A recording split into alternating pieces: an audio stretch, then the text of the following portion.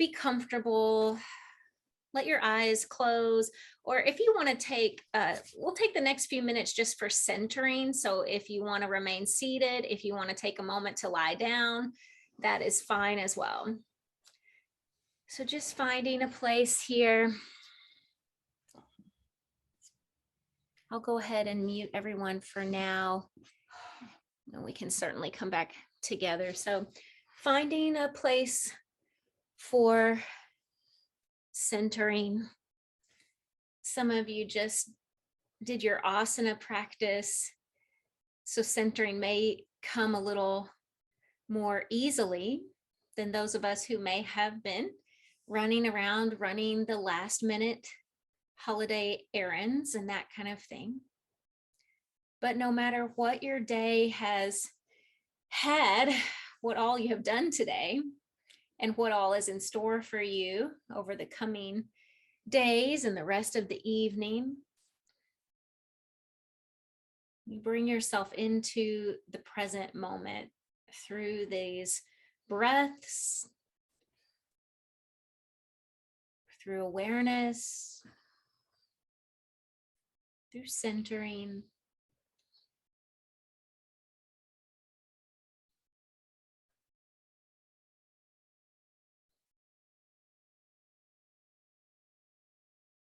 As you're here, notice anything there is to notice about the physical body.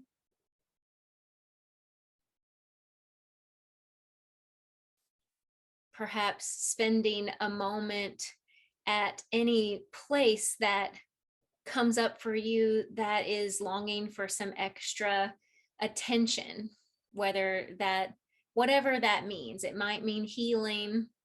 It may mean something else. But just spend a moment with each of those places that come to mind.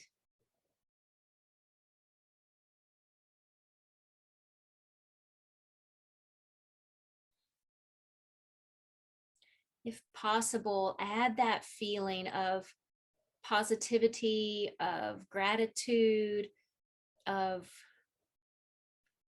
connection.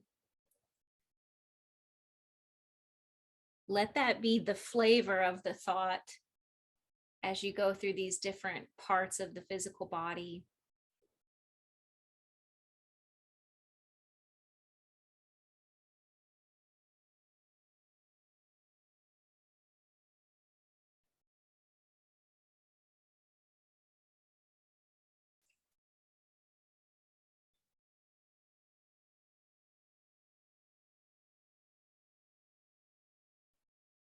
Let's travel now to the mind and notice its activity.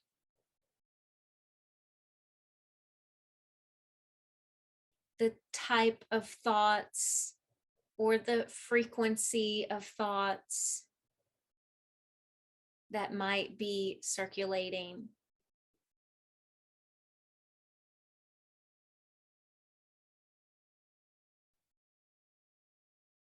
Noticing them and practicing detachment.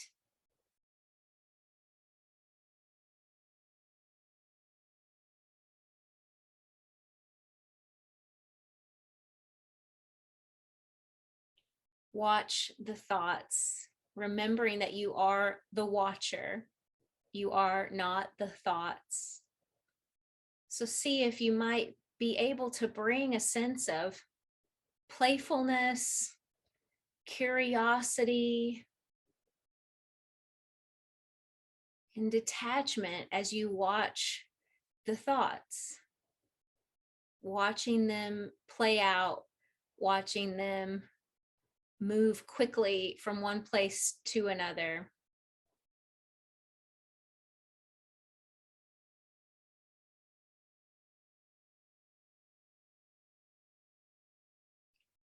And then travel down to the space of your heart.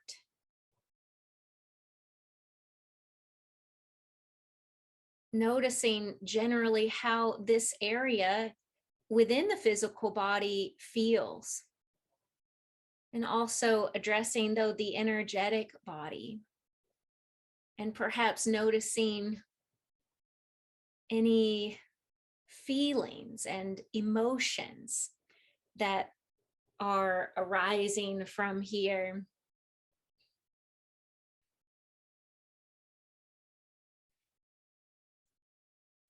Again, from the seat of the watcher, with that attitude of curiosity and separation, non-attachment, as you feel the movement of feelings and emotions.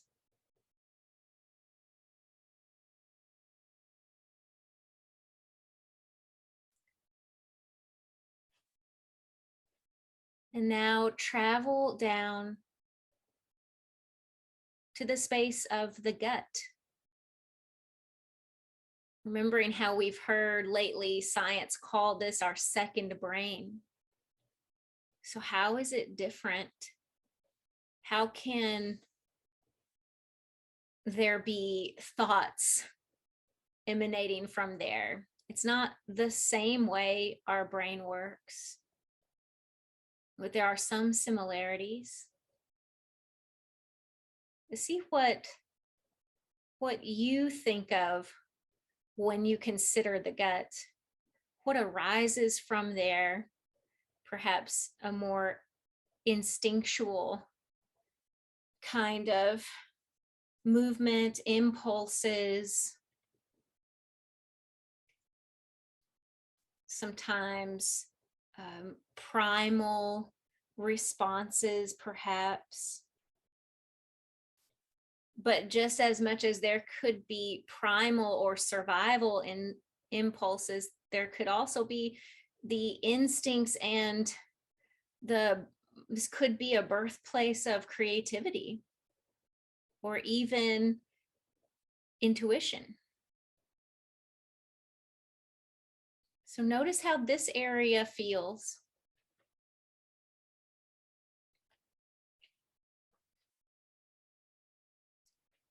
And then come to your breath. And as you inhale, imagine breathing from the gut, passing up to the heart, passing up to the mind. And as you exhale, let the breath come down that same way, through the mind, through the heart, and landing in the gut. And try this pattern a few times, noticing what there is to be noticed from this. Perhaps it's a cleansing of these areas with the breath. Perhaps it is a melding of these areas together. Perhaps it's an order of hierarchy, depending on which direction that you're heading.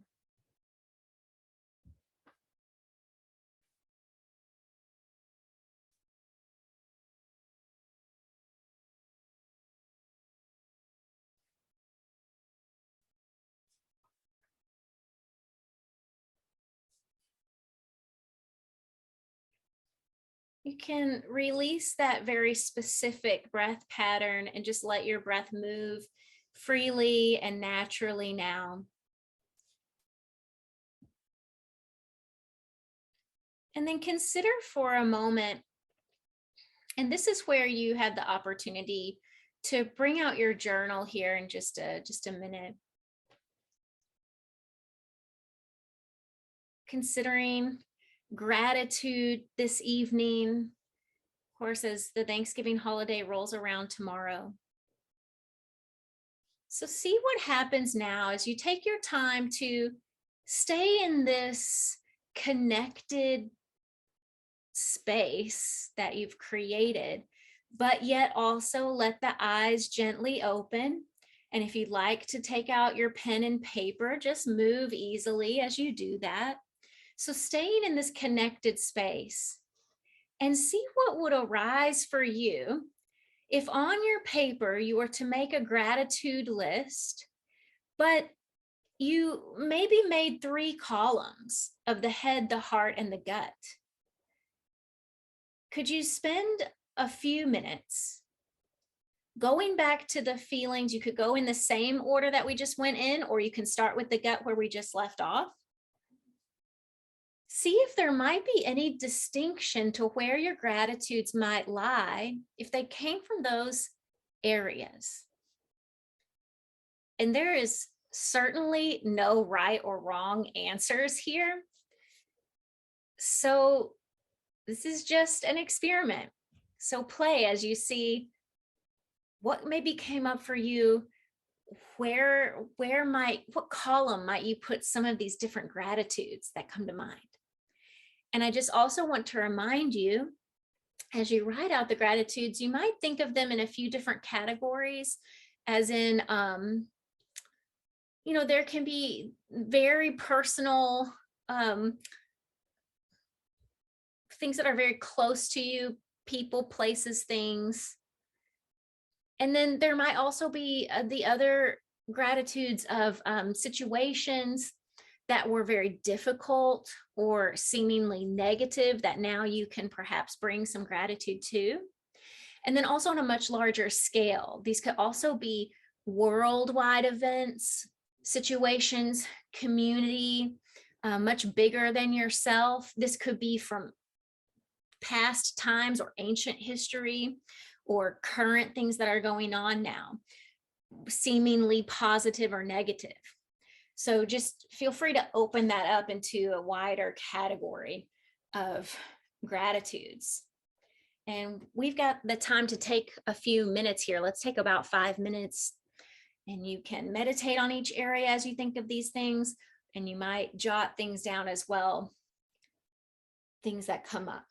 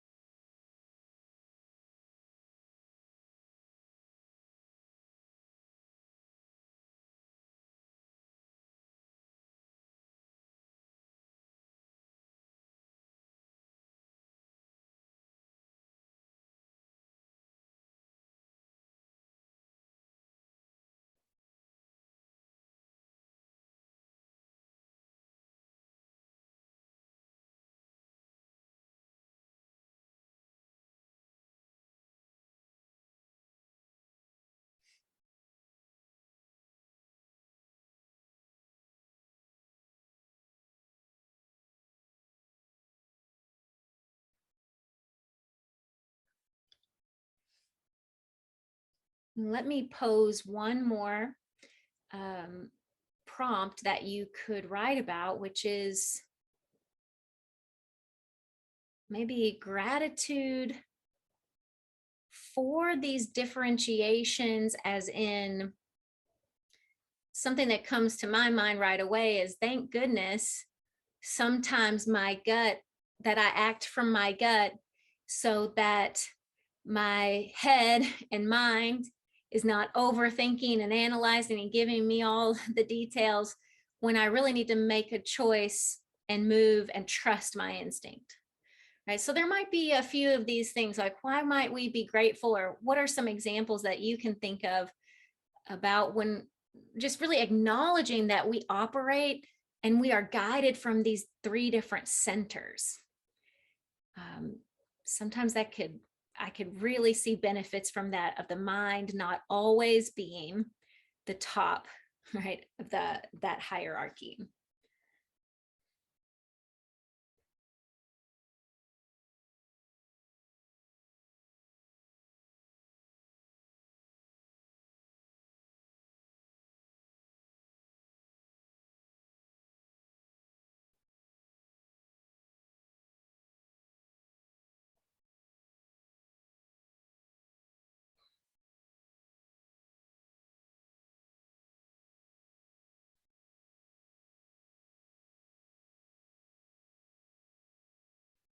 feel free to take another minute to wrap up any writing or thoughts that you've had about this.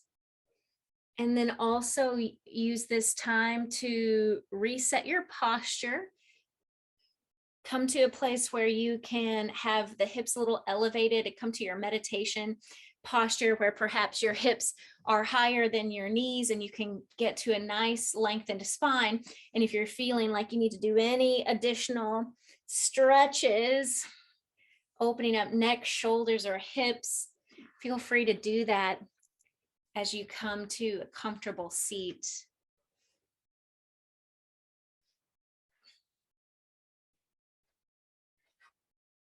There is a lot to think about when we think about the Thanksgiving holiday.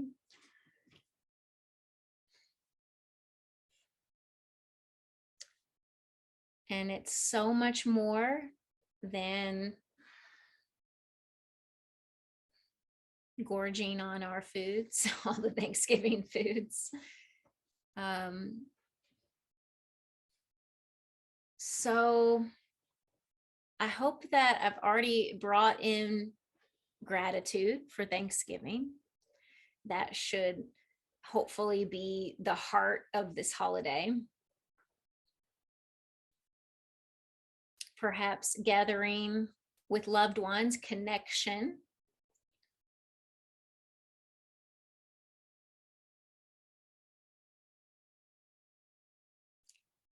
And when we are getting to have all of these wonderful, delicious foods, that gratitude plays this major role in appreciating the harvest and the hands that have prepared the food. Going back to that should really tie in to the bounty of nature and that thankfulness that we're being fed from nature.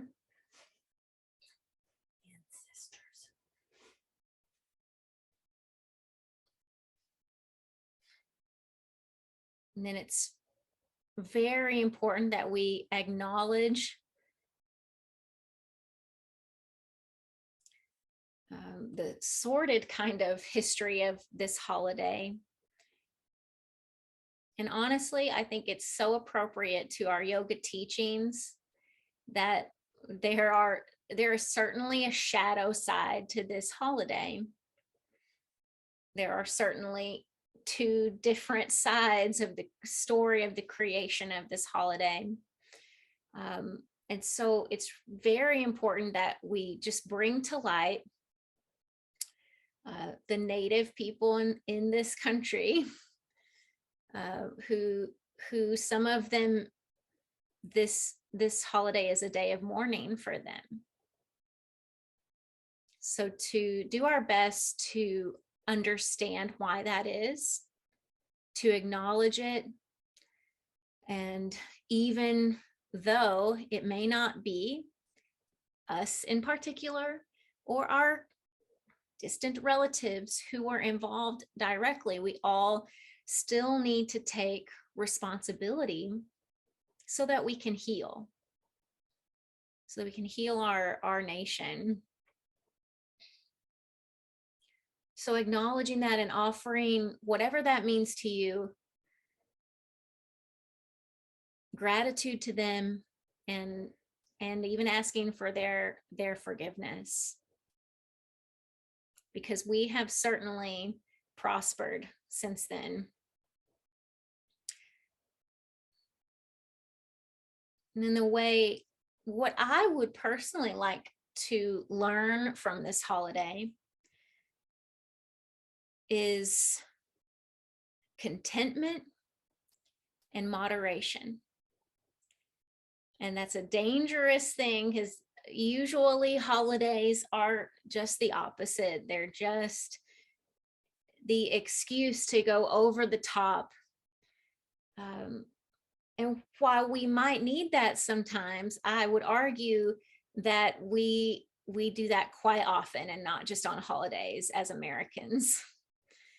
And so if we're doing that all of the time, it makes these times a little less special and less extraordinary. So coming away with contentment and moderation. And of course, that is going to mean something different for every person, but the fact that you spend some time pondering and meditating on what that does mean for you is important and can really be meaningful at this time of year. So we'll bring in a mudra for contentment now. What you do is simply bring the 4 fingertips to touch, and the thumbs are just easily pointed upward towards the sky. And then you're welcome to just let this shape rest as you allow your shoulders to rest down, the elbows to rest near your sides, and the hands to just be comfortable there. The wrists can gently touch the abdomen. Chat or mukham mudra. Core quality contentment. We'll hold on to this mudra for a few minutes of practice. This helps to awaken the essential contentment of our true being. It helps to instill optimism and a positive attitude. It can support the treatment of depression. And in the physical body, it helps optimize digestion.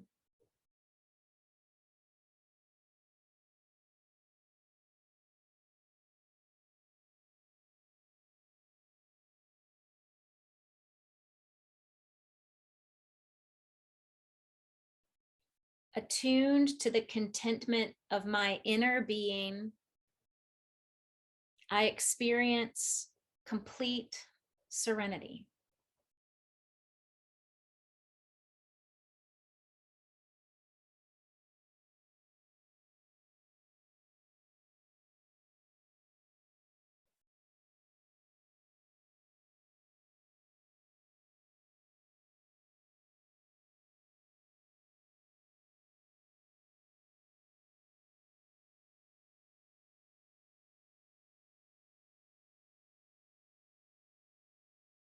Attuned to the contentment of my inner being, I experience complete serenity.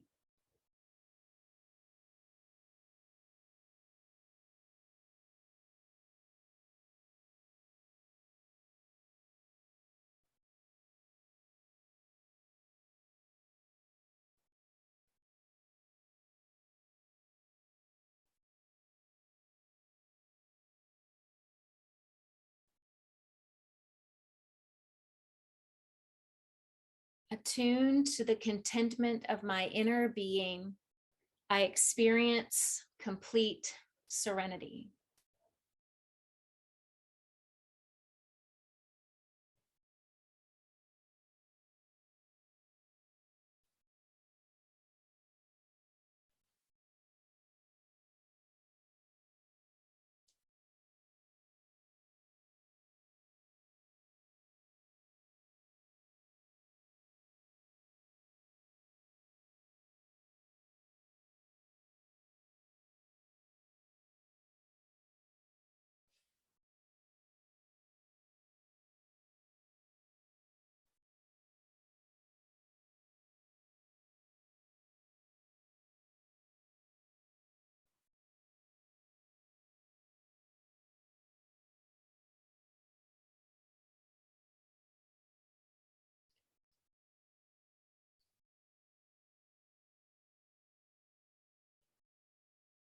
As you continue practicing Chatur Mukham Mudra, purposefully go to the breath,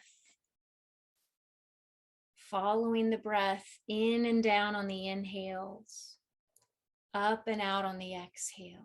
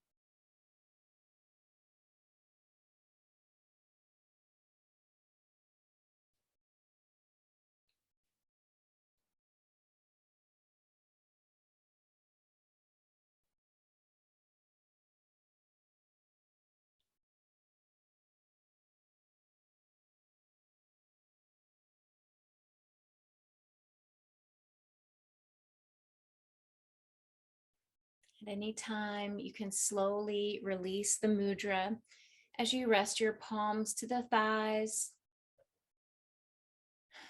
or resting one hand into the other. Continue to follow your breath, yet let that become easier and easier. Don't try to manipulate the breath.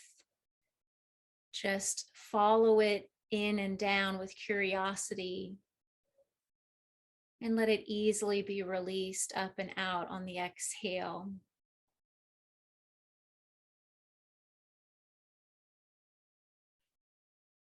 And if over time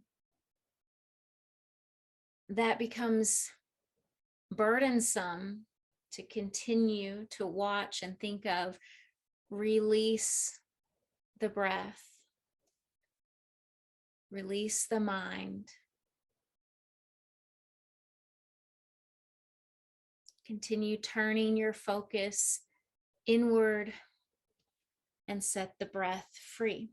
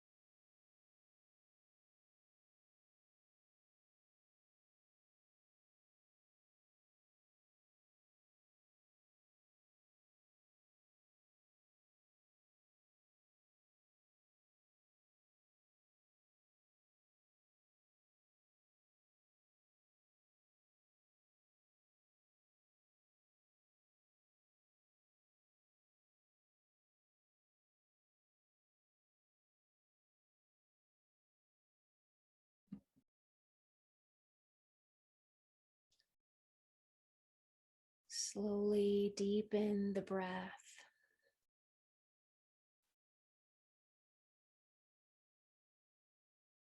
Bringing a little more awareness to the space around you with every inhale.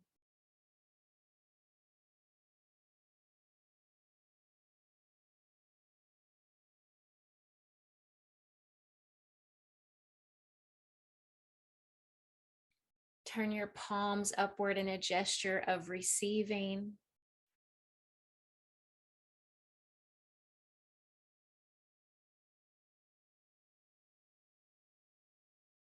If there's anything that you might be asking for this evening, things to be revealed to you, perhaps what contentment is, what moderation is for you, how to show gratitude, how to pay respect to the ancestors of this country. And just open up to that now. And if you ask it, it will be given to you. So be open to the myriad of ways that that information may come to you over the next few days, weeks, months. And pray for the courage to truly hear those answers. And then bring the palms to touch. And let's acknowledge now to bring the palms higher to the third eye, acknowledging that center of the mind. And then down to the heart. And down to the gut. Aligning these three places, come back to the heart as we close.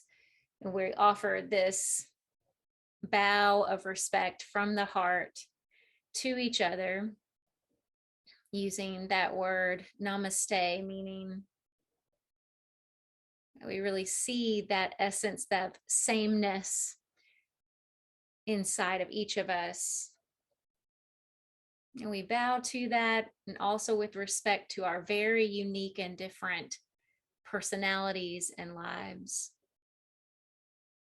Namaste.